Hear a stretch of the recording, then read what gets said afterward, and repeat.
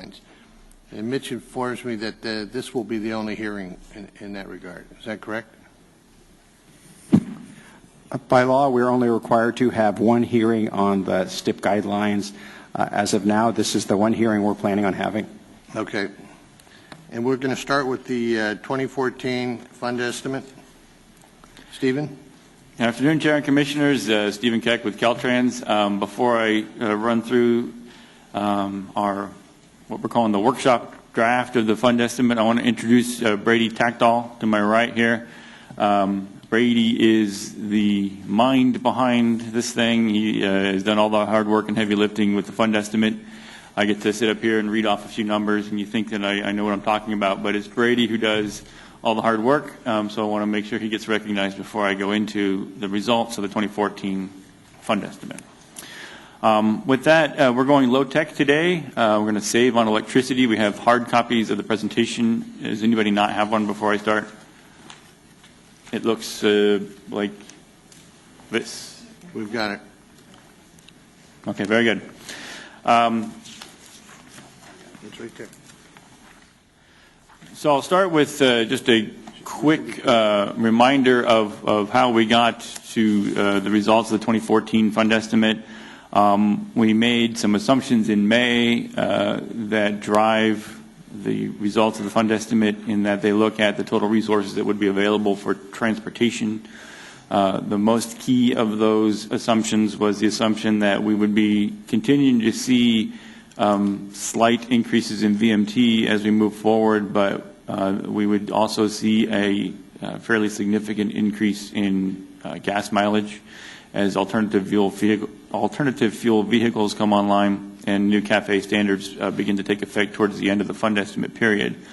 What this does is it created a sort of a level revenue field for the foreseeable future and then starting to decline at the end of the fund estimate. And that's really because of the CAFE standards that start to kick in is it 2020?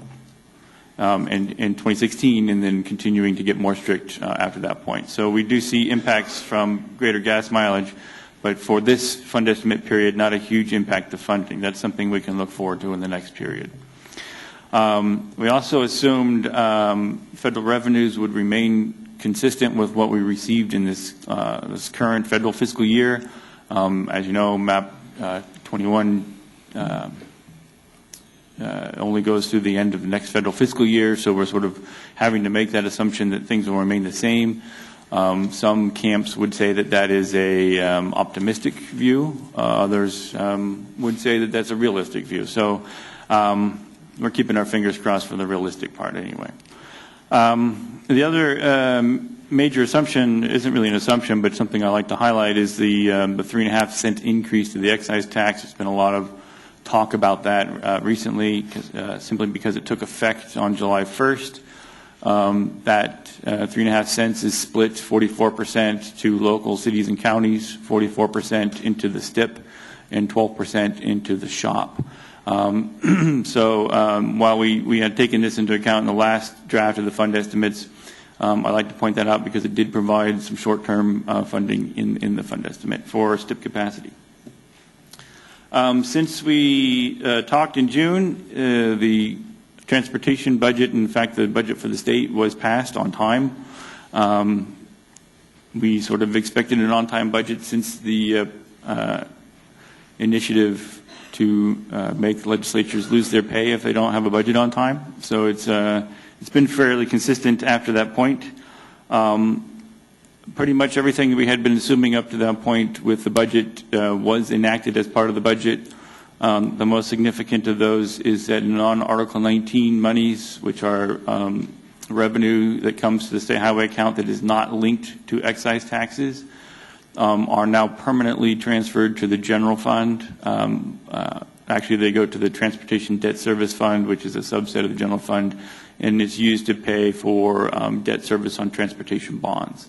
That's somewhere in the order of $60 to $70 million per year. Back, I think it might have been 4 years ago, or up until about 3 or 4 years ago, those funds were transferred to the public transportation account. And prior to 2000, those funds remained in the state highway account for non-highway uses. So that, as of the last budget deal, is now permanently transferred to general fund for general fund relief. The other thing that happened as part of the budget was the active transportation program. It does not have a direct impact to the STIP, but I'll mention it anyway. The governor had proposed an active transportation component by taking 5 relatively small non-highway, non-rail programs related to the environment, to bicycles, to walking, and proposed combining them all into a larger active transportation program. Ultimately, the legislature decided not to adopt the governor's plan, but did include in the budget a holding, if you will, a suspension of the funding for those programs until work groups were held with the administration and stakeholders, and a new active transportation program was adopted by the legislature. So the timeline for that is to have something in place by August, which is coming up quickly. I guess I should say by the end of August. One meeting has already been held. Another one is scheduled between the administration and stakeholders to discuss how to move forward with an active transportation program. And now to the good news. If you're following along on your slides, it's page 5. The STIP fund estimate capacity. This workshop draft is slightly different than that presented in June. The shop is actually the same level, but the STIP has been increased by about 10%. Between June and now, we have gone back and looked at several of our estimates for expenditures in out years for several of our programs. We've refined those estimates. And we've had continued discussions with your staff on how to appropriately represent the program capacity in the current year. And the net result is a STIP capacity that's about $271 million greater than what was presented in June. That total is about $2.2 million in new capacity, in total capacity over the fund estimate period. And the current year, which is the 13-14 year, the program capacity now matches the amount that's currently programmed. So from a programming standpoint, there is sufficient capacity in the fund estimate to support all the program projects, which is pretty good news all the way around. So in terms of total capacity, as I mentioned, it's a 10% increase in the STIP, and pretty good numbers, I think, all the way around. The major difference, again, for the shortfall in the 14-15 through 16-17 years is the fact that TE funding, which was a federal fund, no longer exists and does not flow through the STIP. So we see a minor decrease in those areas. That funding was $70 to $80 million a year. We made up some of that ground with increased STIP revenues from the state side, but not all of that ground. So there are some shortfalls in the first few years of the fund estimate period, but technically it's much less than the funding that was lost on the federal side, so pretty good there. Finally, in terms of fund estimate news, page 6 is a brief highlight of the aeronautics fund estimate that accompanies the STIP fund estimate. Aeronautics is done a little bit differently. It's a 3-year period instead of a 5-year period. We've been working with aeronautics very extensively since the draft presented in June. We've also been working with our own accounting divisions to make sure that we fully understand and can support all of the commitments that the state has made and that we're holding on to cash for. And we have generated a result from the fund estimate, which is $1 million per year for the AIP match program for each of the 3 years in the fund estimate period. That's a bit lower than you might have seen in the past. As has been mentioned several times, aeronautics revenue is declining and has been on the decline for several years, even before the economy took a downturn. And that's simply because of the way their taxes are structured. It taxes avgas fairly heavily and jet fuel very lightly. But avgas is being used less and less, and jet fuel is being used more and more. The net result is a net decline in revenues for that program. So the good news is we have a result, and there is funding for the AIP match at about $1 million per year. So the next steps for the fund estimate are to take any comments and considerations today, make changes if necessary, and then present the final fund estimate for adoption at the next commission meeting, August 6th, which is something on the order of 2 weeks and a few days away. So with that, I'd love to entertain questions. Any questions of Stephen? Commissioner Inman?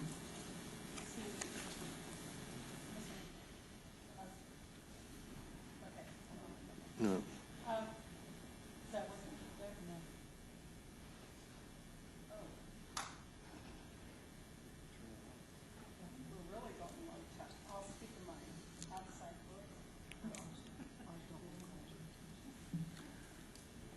Yours aren't working either?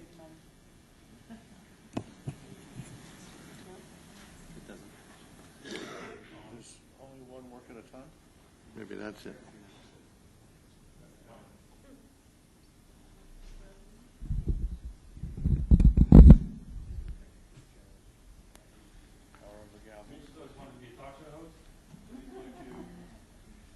That's pretty low on the list of things I've always wanted to do. I'll be the host. I'll be the host. You can go sit down. Thank you. Question on the Division of Aeronautics. I know that we're looking to validate those prior commitments and really understand. But also on the AIP, which is a 90% federal match, I think we're looking for some more clarification to make sure that we aren't leaving anything behind in terms of dollars. So hopefully we'll get some more info. Yeah, understood. So the 90% match that's made by the feds is made to projects where airports have guaranteed that they have their 10% already. The state provides this methodology to make that 10%. But in most cases, those airports have made that commitment in programming those projects before receiving an allocation of AIP funds. So in that sense, airports have said, we have the 10% match already. Certainly, to that extent, if that's true, we wouldn't be leaving federal funds on the table as a whole, as a state as a whole. I think we just clearly don't know. And I think it's important as we work with all our partners, I'm not sure that we want to retrade our deals either. So if our match is not really 5%, then I think we need to really be consistent, but really understand what the total magnitude is. Commissioner Dunn? Thank you, Mr. Chairman. Stephen, what did we refresh my recollection? What did we spend this money on in the past STIP cycle? This money? From the aeronautics account. Okay, so in prior, and I don't have a prior STIP fund estimate with me, but there are two programs that receive funding after the annual credit program is fully paid off. That is the AIP match, which is this 5%, or in the past it had been as low as 2.5% match for federal funds, and what they call an acquisition and development program, which is I won't call it STIP-like, but it's more akin to the STIP where they're doing airport improvement projects. So there were two programs that were funded by money if there was money left over. In this cycle, though, the revenue is down and continues to move down, so we're really only able to fund a portion of what's needed for AIP. So in English, that means it's supported Caltrans staff and some money went to airports? Okay, yeah, so there's two components. There's the Caltrans staff that's and Mitch is handing me, oh, there, thank you. The Caltrans staff, which is responsible for looking at development plans around airports, airport inspection in lieu of the feds. We actually have a contract with the feds to do those inspections. And of course, administering these grant programs as well. There's two programs that they look at over and above, what do they call it, the annual credit grant. which is $10,000 per airport, and then two Yeah. programs of projects. Okay. I can see that there's a lot more detail here that we should probably talk offline. I don't want to take up time from the hearing, but it's mystical to me for such a small amount of money that it's not going to airports. It's going to inspections, et cetera. So we'll talk Very, more. very good. We can have Yeah. longer discussion. Thank you. Okay, any other questions? Anyone from the audience? Okay, we'll move on to the hearing on the draft 2014 STIP guidelines. Mitchell? Commissioners, this is a hearing required by statute for the 2014 STIP guidelines. The STIP guidelines are divided into two sections. The first section is guidelines specific to the 2014 STIP, and the second section are the permanent guidelines.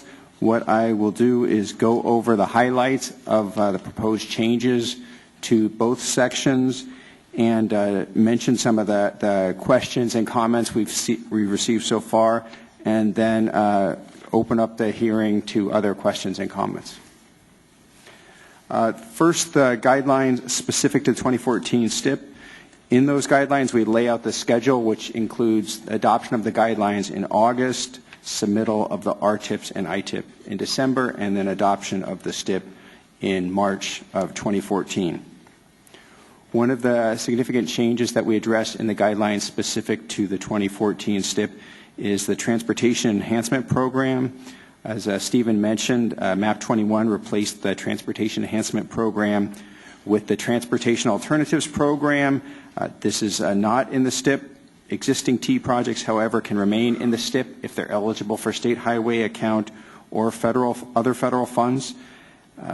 We have some T reserves in the STIP. Those must be deleted by regions and can be replaced by projects as capacity allows.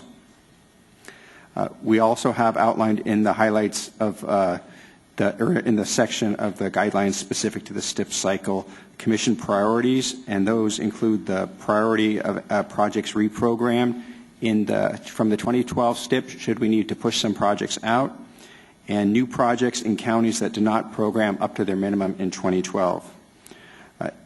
In that section, there is a discussion of state highway needs.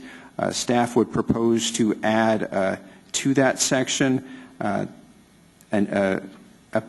sentence giving the department extra incentive to provide the information on state highway and intercity needs by region, and state that should the department fail to provide a region and the commission with information on the financially constrained state highway and intercity rail needs, the commission intends to assume that there are no unmet state highway or intercity rail needs in that region. And what we're really getting at here is we've had trouble getting a list that's constrained to what can really be funded in the STIP to help us understand what the needs are by region that's relevant to the STIP, and we're trying to provide extra incentive, if you will, to make sure we get the information we need in a timely manner. Moving on to highlights of amendments to the permanent STIP guidelines, we're proposing a clarification to the section on completion of environmental process and clarifying that NEPA is required for the allocation or design right-of-way or construction on a federally funded project. We've received a number of comments that this requirement should be deleted. From staff's perspective, this is a clarification of existing policies.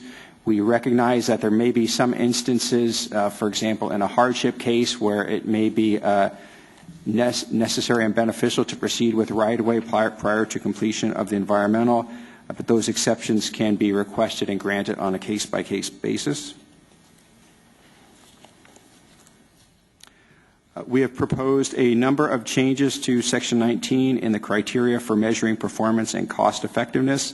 These include lowering the threshold for project-level reporting from $50 million to $20 million, to require some project-level reporting on existing STIP projects, and added some criteria related to stormwater runoff and vehicle miles traveled. Additionally, staff has looked at this again and is going to be proposing further requirement that each region with an adopted sustainable community strategy report back on how the RTIP relates to the sustainable community strategies, and we'll be proposing a little paragraph explaining that. We've had a number of comments on this section. We've had feedback that the $50 million level for project-specific evaluation should be maintained. There's no magic to 20 million. Neither was there magic to 50 million when that number was put together. We're working with Caltrans.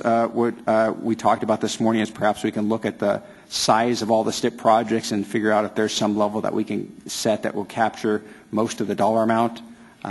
That's not quite as arbitrary. We're open to coming up with a different level, but part of our question is, isn't everybody evaluating the benefit cost of these projects anyways? So I don't know that we're not meaning to put an onerous burden on anybody, but it seems like the type of information that should be evaluated. There was a suggestion that we delete some language related to justification of bicycle and pedestrian projects, and we concur that this language should be deleted. Lastly, there was a question related to stormwater and the lack of clarity in what I wrote, and I concur that it was unclear and it should be deleted.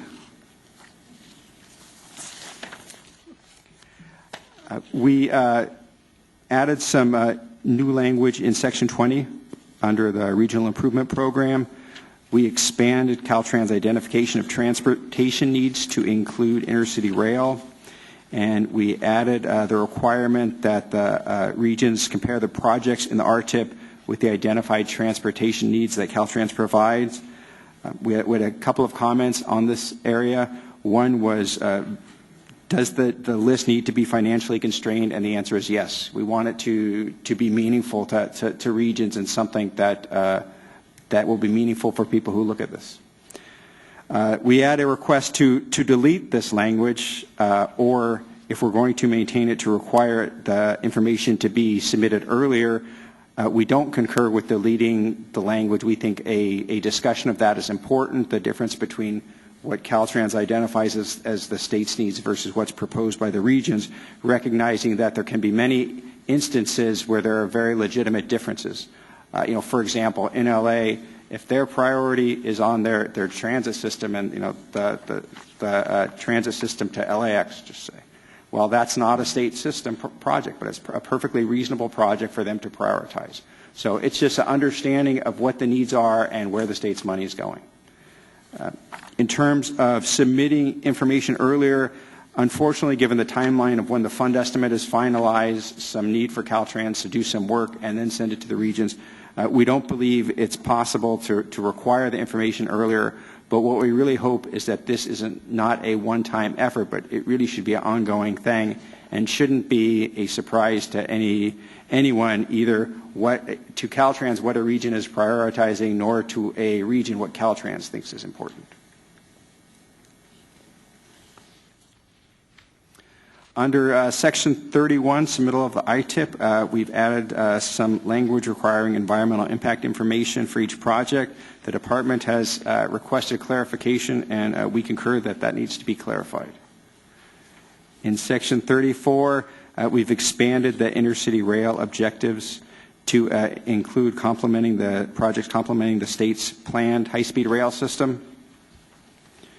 Under the Section 47, cost estimates for project components, we've clarified that estimates for project components that have not yet been allocated should be updated. We received a request that we add language to specify by when Caltrans needs to provide these cost updates, and we agreed that that would be a good thing to include in the guidelines, and we'll do that. Section 49, we made a clarification in the basis for cost sharing related to instances in which non-proportional spending or sequential spending is approved and how that relates to G12 supplemental allocations. For right-of-way, we added a requirement that defers the final right-of-way estimates for a project with the 3W certification. In Section 61, Commission action on advances and reserves, we added to the priorities projects that leverage discretionary non-transportation local funds. Under Section 64 allocation of funds, we added a couple clarifications. One, that we intend to only evaluate construction allocations for projects that can be awarded within 6 months, and clarify the requirement for Caltrans to ascertain a project's readiness. Under 68, project delivery, we've expanded the reporting on completed projects. We received a request to put in a threshold for reporting, 50 million or 20 million, similar to we have to the project-specific requirements discussed earlier, and we concur with the benefit of adding a threshold. So we will be developing that. We also we had a request to clarify project completion, and so we'll clarify that. Lastly, we made significant changes to performance indicators, measures, and definitions that are in Appendix B. These are outlined in your handout. There are some new measures, some changes to measures. A lot of what we are recommending here came out of an effort that was funded by the Strategic Growth Council and led by SANDAG that evaluated the type of performance measurement already being done by MPOs, and to try to get consistency across the state. So we're trying to come in line with that. That concludes my summary of the highlights of 2014 draft STIP guidelines. I'd like to open it up to any questions or comments. Any questions from the Commission? Commissioner Inman? I'll start. On the 20 million, 50 million threshold, have you looked at any sample projects to see what we'd really be gaining by that? I know you mentioned that maybe you're looking for some other measurement tool, but No, we've not. We've had the project-specific reporting is a relatively new requirement. It's been in for a couple of STIP cycles. We know what we received in the last STIP cycle, and we evaluated that during the development of the STIP. I think what we're really trying to look at is what size are all our projects out there, and can we come up with some number that's going to capture a significant dollar amount by getting at the large projects and not getting at the small projects. I mean, if we could capture 80% of the money by staying at 50 million, then do we really get a benefit by going to 20? Perhaps not. so we will be doing that kind of analysis before we move forward? Yes. Okay, because every dollar is precious, and to the extent that we all collectively have very limited resources, I think we need to make sure that whatever we ask of our partners and whatever we do with our time adds value. And I realize that information is power and knowledge, so it is good for us to have good information, but I don't want to make work that isn't going to really add value for all of us. And then my next question on the NEPA clarification, the Buy America challenges that we've all been working through, are those adequately addressed in here, and are there any changes that you would make? You know, I'm not sure that we need to make any changes for that. Hopefully, I mean, most of the I guess flexibility that's been provided by FHWA is through the end of this calendar year, and we won't be adopting this STIP until March of next year. So you know, we're into that already. People are going to have to be living with that at that point, it appears. So I'm not sure there's a clarification that we need to provide. If it's, this really gets at, we've had a number of issues where we've had projects that have completed CEQA and coming in and making a request of federal funds, and they haven't completed NEPA. And that, you know, there may be some legitimate instances where that occurs, but it seems like that should be the exception rather than the rule. Commissioner Arp? Yes, thank you, Mr. Chair. On the, there's quite a list of new performance measurements to accumulate. Is there a standardized methodology that everybody's going to be able to use so that we're all talking off the same page, or is everybody on their own to figure this stuff out? Well, more of the latter.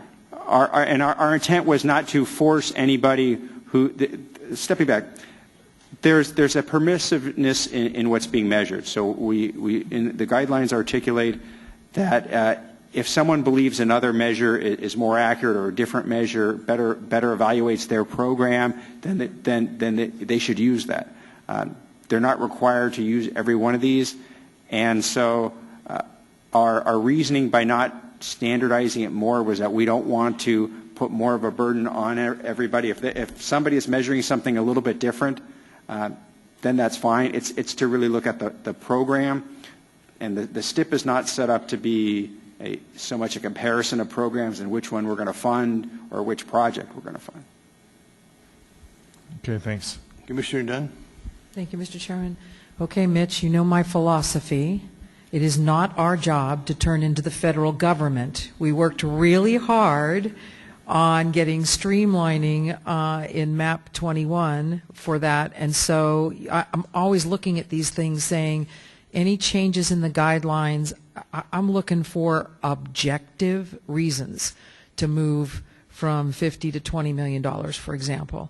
So please go back and double check that one, or I will be the big NO on anything without some kind of objective reasons why we should go there. And then the other one that kind of I'm like baffled by, OMB has talked about these performance indicators. Are we required? Did they mandate that we do these? And yes, no? The governor has. The governor has mandated that Not we do these specific ones, but the governor addressed this in his budget summary, the performance measures for the STIP. Okay, so, but are these the ones that we have to pick? In other words, the reason, okay, because that's why I'm saying there's so many existing studies and environmental impact reports, planning studies already done at the local level. Couldn't we pick some stuff that's already done and be like consistent with that as opposed to inventing new stuff? Definitely, and the majority of the changes that we made are along that vein. Okay. So, for example, in the survey of MPOs, they have a measure of I think it's housing within half a mile of a transit station or a bus line. Yeah. And we in the STIP guidelines had a quarter mile. So if everybody's already doing a half a mile, it doesn't make sense for us to do a quarter mile. So we made that change, and we really try to pick up on what are the 10 that they're saying everybody's pretty much already doing. Love that. Okay, so that's where I'd love you to be sure to teach us how you made life easier but still maintain good quality so that we can talk about the good work you're doing to alleviate regulatory gridlock and just adding on for adding on. I don't have a sense that I'm seeing things here that do that, and maybe there are. I just don't get a sense of, Lucy, we're doing this because it makes it easier and more efficient, and as Fran said, dollars are precious. If I could see that so that I can then say, I get it, and now I'm your best advocate out there for why we're being efficient with our process, time, and our dollars. That would really be helpful. Okay, any further questions? How about from the audience? Now's your time. Susan? You can use those. Is right. Do you have a question? They can use them. They can use them. Wherever you want to go, Susan. Yes. We can cue everybody up right here. Those should be alive. They just have to push the button. No, you have to push the button. Yeah, either one.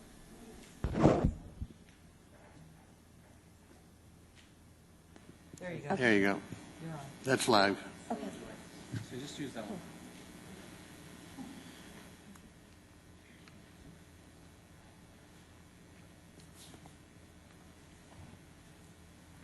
You have to get the chair.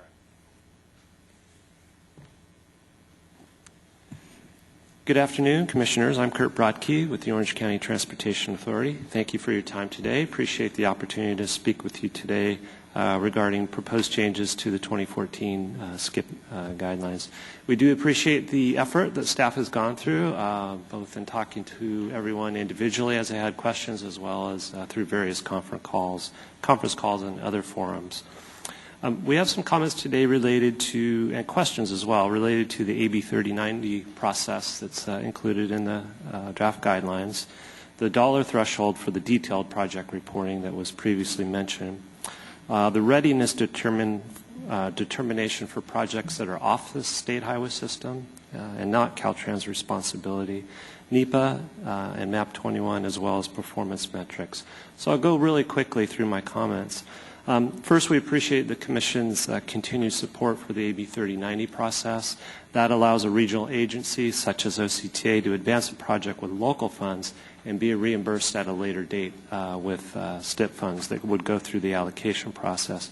Our question really relates to page 38 of the draft guidelines, and the words current fiscal year are listed there. We just want to ensure that the addition of those words does not undermine our ability to advance funds from a future year and get reimbursed at a later date. Second, the proposed amendments include lowering that detailed reporting threshold from 50 to 20 million. We would just recommend keeping it at 50. We don't really see a rationale for dropping it down to $20 million.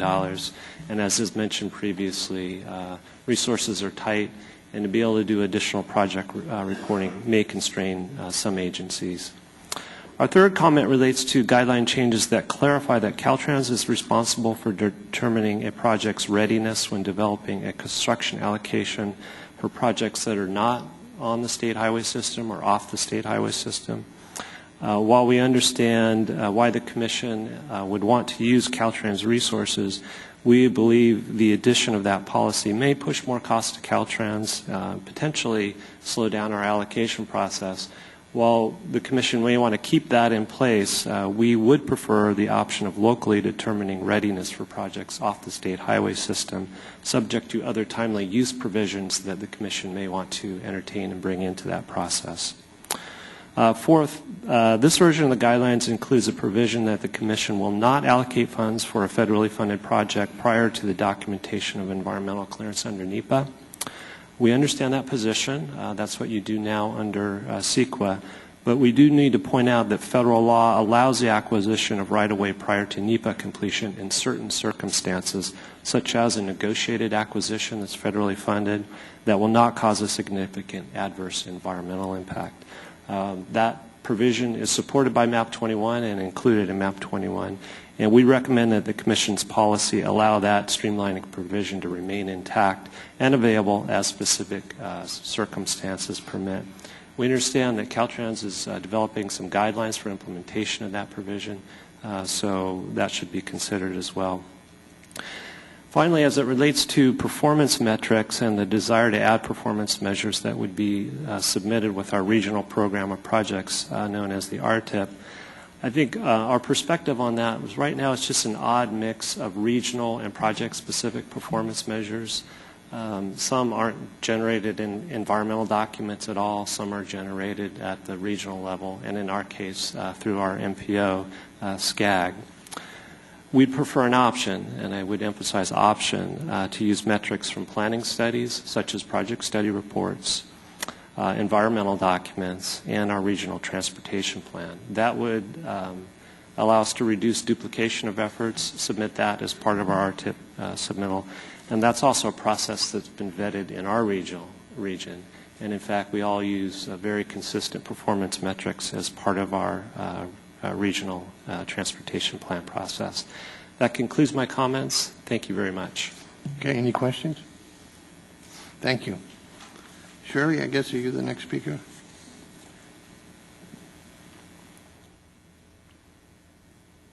For those of you who want to speak, if you want to queue up in that front row. Go ahead. Good afternoon, Commissioners. Shirley Medina with the Riverside County Transportation Commission. Thank you again for this opportunity, and we always look forward to working with staff, and they've been very helpful as we try to navigate through a new STIP cycle. I want to also agree with the past comment on maintaining the 50 million threshold for project level evaluations. That's something that's preferable, and we don't understand or don't know yet the value of dropping it down to 20 million. Also, under Section 20, submittal of RTIPs, regions are required to include a comparison of the projects in its RTIP and the improvement needs identified by Caltrans, including a discussion of significant differences.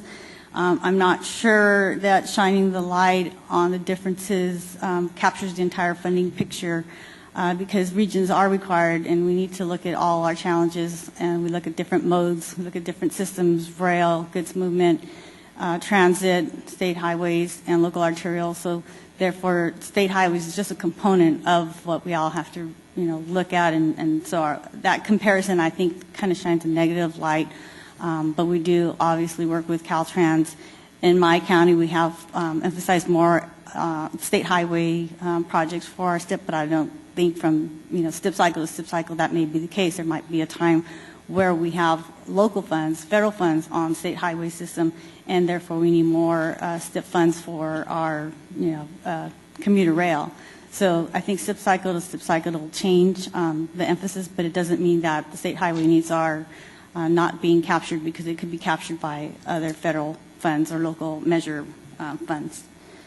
In addition, right-of-way certification procedures for projects off the state highway and that are not federally funded, we're not too sure what those procedures are, so I would like to see a little bit more clarification or guidance out of Caltrans, because in the past few months we've tried to get some of our projects that are they're off the state highway and non-federally funded, right-of-way certification, and there was kind of a little bit of missteps going on. So I would like to see some new procedures developed so that we know how to obtain that in a very effective time frame. Let's see. I think I have one or two comments left.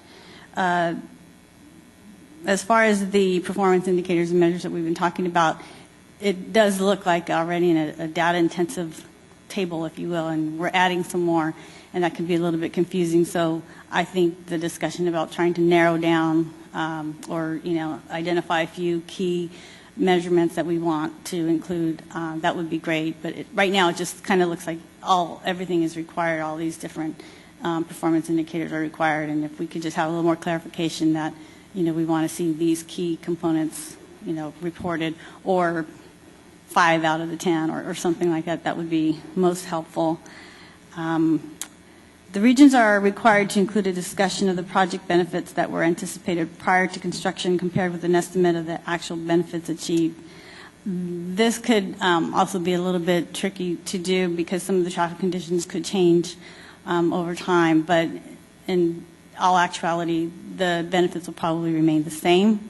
So I'm not too sure that having a before and after would really be that beneficial, unless the project scope has changed during construction or something like that. But anyway, I just want more clarification on why we would need to do that, because I don't really think there would be much of a change. Thank you.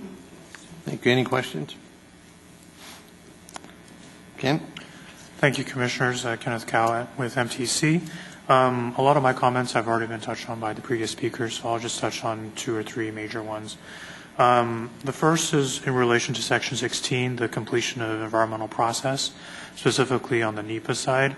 As has been mentioned before, we do feel that there are exceptions provided by MAP 21, and I would recommend that staff include a specific language in there that says that exceptions will be granted on a case-by-case basis, because sometimes if it's not in there, then people that aren't in this room, we're not part of this process, will think that there's no exceptions at all. So I would recommend putting that language in the guidelines. My remaining 2 comments relate to the dollar thresholds for the project level evaluation. As has been mentioned previously, we support keeping it at 50 and not reducing it to 20 million, especially in the light that STIP funds are generally lower than they have been in previous years, and costs have been going up. So it seems like really we should be going up rather than going down. Separately, on the completion, the reporting of completed projects, we also support staff's recommendation to establish a threshold similar to that for the project level evaluations.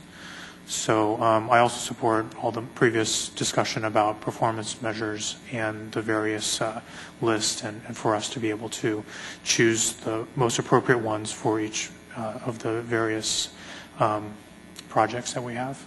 So with that, I'd like to conclude my remarks. Thank you. Any questions? Okay. Good afternoon, Commissioners. Patricia Chen with LA Metro. Thanks for the opportunity to comment. And I'd like to compliment CTC staff on doing a very collaborative process, and they've already concurred with many of the comments that we had. Just a few, though, to mention also on the 20 versus 50 million threshold. I believe Kenny made the same remark that as inflation occurs over time, the value given by the 50 million is actually declining, and so we would prefer to see the threshold at least stay the same if possible. On Section 68, we would also we appreciate Commission staff's suggestion to go ahead and apply perhaps a similar threshold as to what's used in Section 19. So there would be a similar threshold for the before evaluation and the after. And then finally, going back to Section 20, and this is the proposal to have the regions compare the RTIP to the Caltrans needs at the time of presenting the RTIP. We like to think that we have a good working relationship with our district, and we do a lot of planning together on how we're going to meet the needs in our region, but we do it typically significantly upstream of presenting the RTP, and I think you know, in order for the process to really be meaningful, it should be done that way and not just the last couple of months before the presentation of the RTIP. So we had suggested either deleting this requirement or moving it, if we could make the information exchange happen 6 months before the presentation of the RTIP. Thank you very much for the opportunity to comment. Any questions? Sharon? Okay. Good afternoon, Commissioners. Sharon Scherzinger, representing the Rural Counties Task Force. We'd like to thank the Commission for the opportunity to comment and compliment Mitch on the good job he's done in terms of being inclusive and being willing to discuss things like the performance measures. We're going to have our Rural Counties Task Force meeting tomorrow, and we'll supply you with formal comments at that time, but these are coming from me and some of the members prior to that happening. An overarching concern that we have is that the guidelines and the fund estimate were put together absent legislation that formally implements certain parts of MAP 21, in particular the TAP program. That in turn impacts things like the county share, where with the T program we would have received that portion of the share, and with this decision we have a lesser share. I know that horse has got its head out of the barn, but I just wanted to make that statement. Secondly, criteria for measuring performance. Obviously, you've heard from the other folks on this panel. We do not support the reduction to $20 million for the project level analysis. And a comment that I would like to make is that you issue the Regional Transportation Plan guidelines, and the plan guides the program and the development of the RTIP. And to me, the performance measures should be geared more towards the program itself and not project specific, so that you see that increment of the plan being the projects is actually achieving the results for the plan overall. And so I'd just like to make that comment.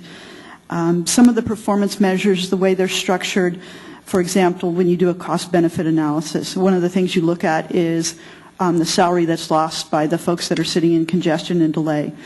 You know, in a rural area, you're not going to get as many people, so you're not going to get as high of a cost-benefit analysis with that. or things like looking at bridge deck area. In a large urban area, you're going to have a large bridge deck. In a rural area, you're probably not. But it provides an important lifeline service to those communities. Things that we might want to look at is reliability, days of operation of the facility. Is it an STA truck route so that rural areas could be economically supported in a basic way? And then lastly, we'd just like to say that we support the concept of having the meetings with Caltrans to discuss the state highway needs. It's a good opportunity to formalize that process, but I would agree with Patricia's comment that doing it right before we assembled RTIP is kind of a challenge, but this might be a good first step to see how well that would work. And once again, appreciate the opportunity to comment. Thank you. Thank you. Any questions, Sharon? Okay, seeing none. Mr. McCoy?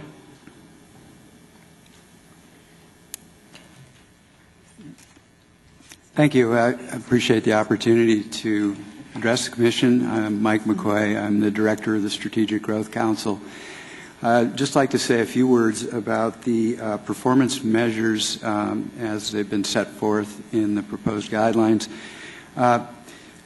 The study that we commissioned SANDAG to do was really a process-oriented study. It was not simply asking SANDAG to give this their best thinking and come up with ideas.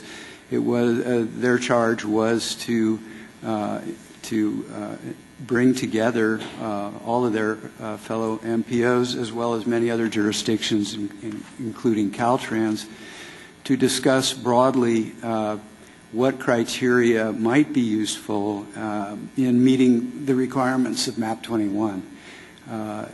These measures that have been recommended in the guidelines are really the core of a letter that Caltrans, or actually Secretary Kelly, will be sending shortly to the federal government. This is after a great deal of deliberation from all of my member agencies who have had their staff involved in this process for over 2 months.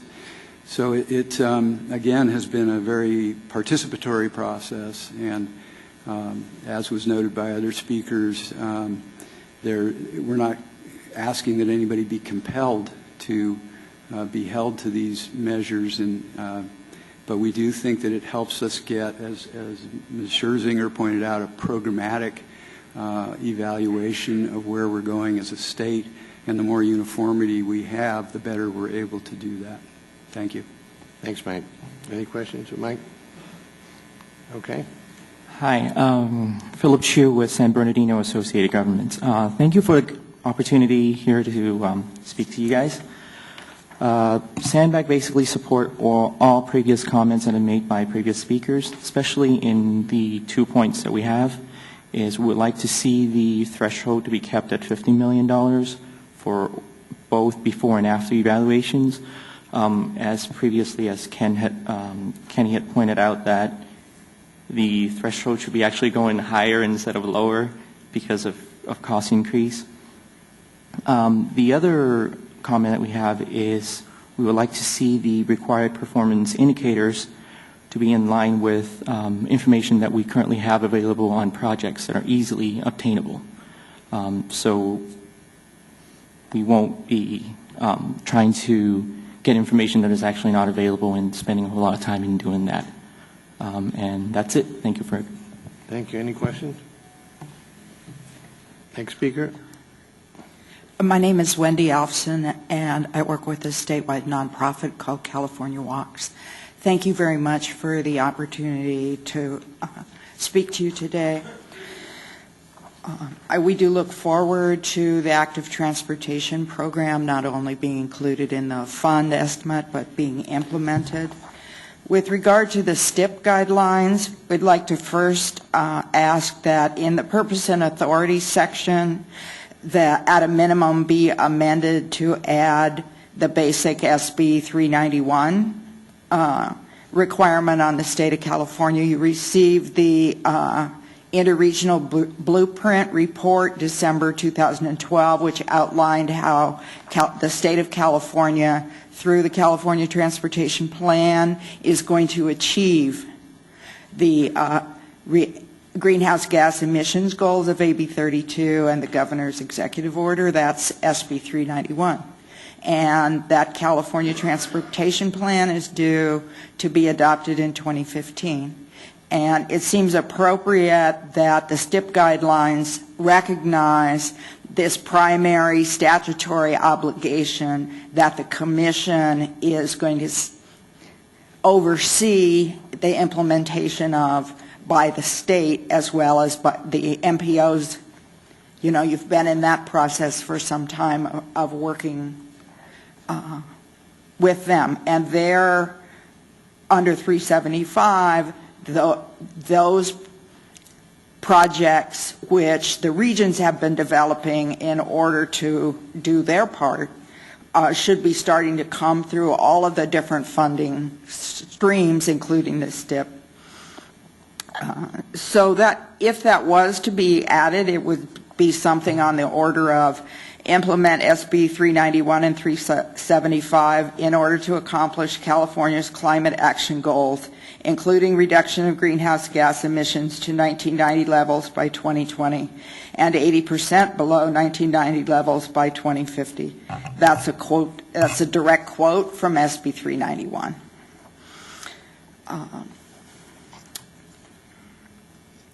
With regard to the threshold, I would like to offer an opposing view. I think it's really important that our scarce resources be properly and most efficiently used to accomplish our most important objectives. And therefore, I think that at least 90% of the money that's expended under the STIP should be evaluated. And if that, whatever the number is that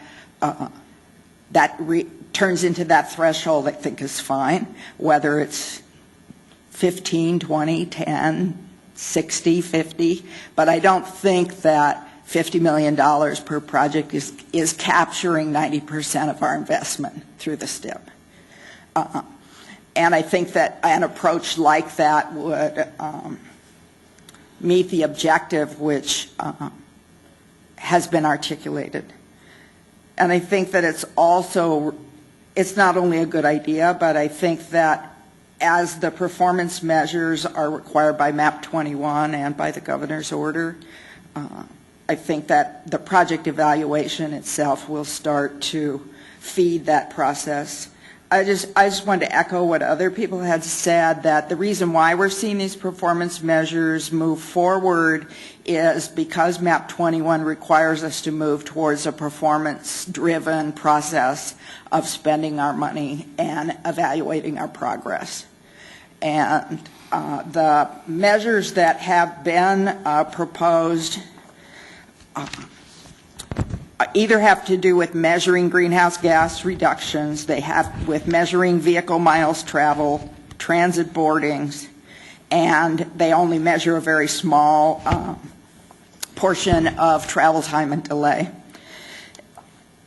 The changed ones more specifically do what we've supposed to have been doing all along, which is we are supposed to have safety, mobility, and the environment as among our top priorities, and the four collision fatality measures do that. I think that adding the population within a half mile is appropriate. And with regard to travel time, since under 391, we're supposed to show how we're going to achieve an integrated multimodal transportation system. I think our performance criteria ought to start to articulate that, and so that, for instance, daily vehicle hours of delay per capita could be more inclusively captured in something like daily trip delay and trip delay per capita. Thank you for the opportunity to speak, and I submitted some written comments that contain some of this information. Sorry to talk too long. Thank you. Thank you. Any questions? Okay, thank you. Barbara? Barbara O'Keefe, Deputy Director to Hayman County Transportation Commission. Good afternoon, Honorable Chairman Gilmetti, Honorable Commissioners, CTC staff, and Caltrans. I appreciate this opportunity, and as a member of the North State Super Region and Rural Counties Task Force, I will be providing written comments, so I'll try and be concise.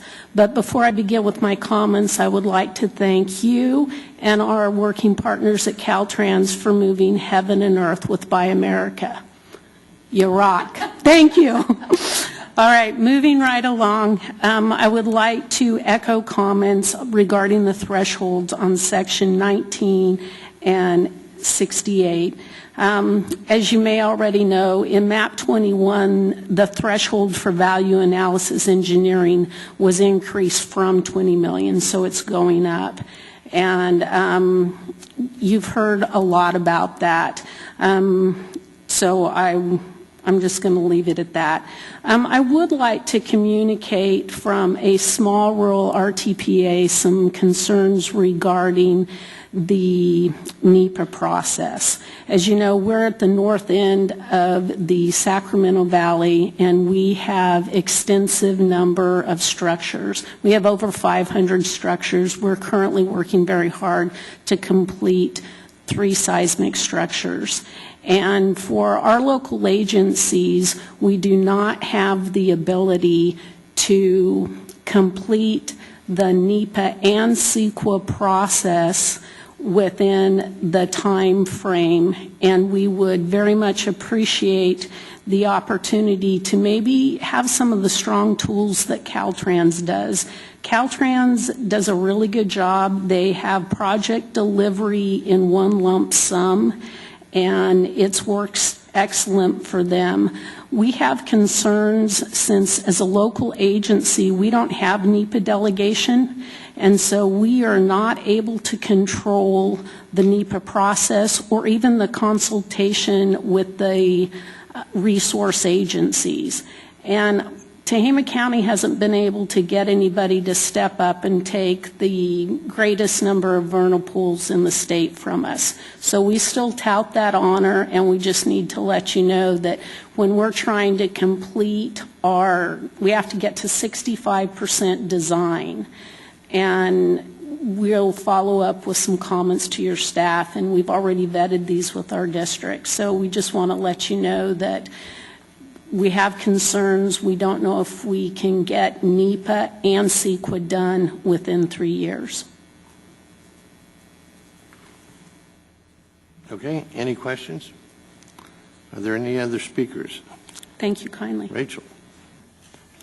Yeah, Rachel Falsetti on behalf of California Department of Transportation. Thanks for the time to listen to me speak today. I just had a couple quick comments. One was regarding the threshold, and we're going to work with your staff related to the threshold, so I guess that's all I will say on that. The other concern was related to adding the requirement for allocation of right-of-way funds to not happen until after the NEPA clearance happened. Currently with MAP 21 we have the ability to do some early acquisition and some hardship, and so we would still want there to be some exceptions to that policy. We have been working with Mitch, or talking with Mitch. I just wanted to get that one on record, that would potentially cause an issue for us as far as being able to deliver our projects in a timely manner and using some of the additional tools that MAP 21 has allowed us to use. Any questions? Well, these were very thoughtful comments, so I'm sure our staff's going to take them into serious consideration. Right, Mitchell? Certainly. Certainly. We will take all the comments back. We will be contacting individual commenters if we have questions or want some follow-up, or just feel like we need to better understand the issue, and bring a set of guidelines to the Commission for adoption in August. I noticed you were taking copious notes over there, but it probably would be helpful if people would submit their comments in writing to you. Yes. Okay. Any other business before the Commission? We stand adjourned. Thank you.